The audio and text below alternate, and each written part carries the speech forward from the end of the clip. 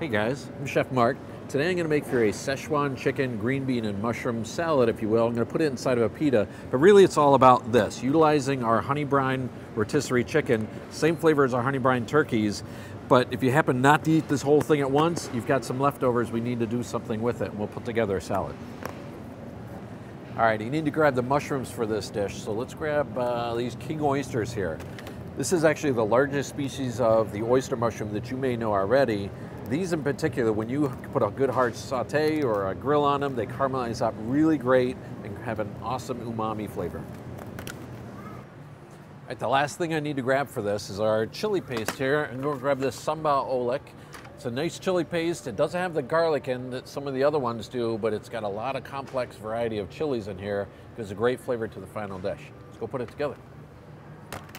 So we're going to put together this dish. We're outside, it's gorgeous out here, so we decided to do this whole thing outside. You could certainly make it inside, but why not? So I took my green beans and blanched them. And I blanched them and I got them room temperature right afterwards. That's the one preparation you're going to have to do for outside. Otherwise, we're going to bake it right here. So let's go with about a tablespoon of oil.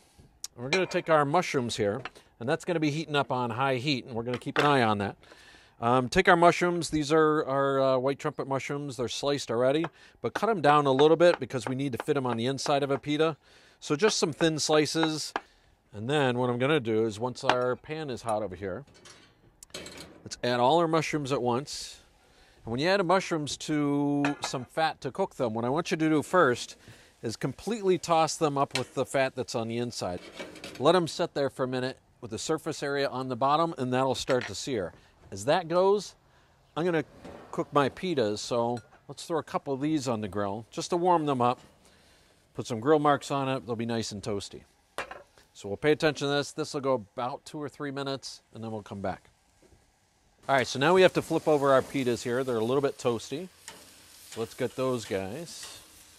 And then our mushrooms, they've caramelized on the bottom. They've got some nice brown on the bottom. Let's season those up with a little bit of salt and pepper. And then I'm going to toss those up again. And then what you're going to see is on the bottom of these, really nice and brown. And that's what we're looking for. So let those go for about another minute or so, and then our pitas will come off. So now my pitas are done. They're nice and toasted. My mushrooms are going nice over there as well. Pull these off. And now let's tend to those mushrooms.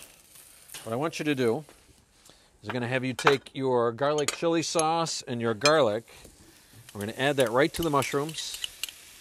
And what we're trying to do here is actually toast the garlic chili sauce, the sambal oelek, and as well as cook our garlic through so it's not so bitter or spicy with the garlic. So let's cook with this. Maybe turn your heat down to medium so we don't burn the garlic. And then we'll go maybe a couple minutes just to get that nice and toasted, and then we'll continue and put the rest of the thing together. All right, so now our mushrooms are done and cooked all the way through. Let's turn our heat off, and we're going to go right over to the green beans and assemble the rest of the dish. So it's just our cooked chili paste, the garlic, the olive oil, our green beans, which we blanched already, and these are room temperature, so they're warming up nice. And all we're going to do is we're going to add the rest of our ingredients. So there's some Fresno chilies and soy sauce.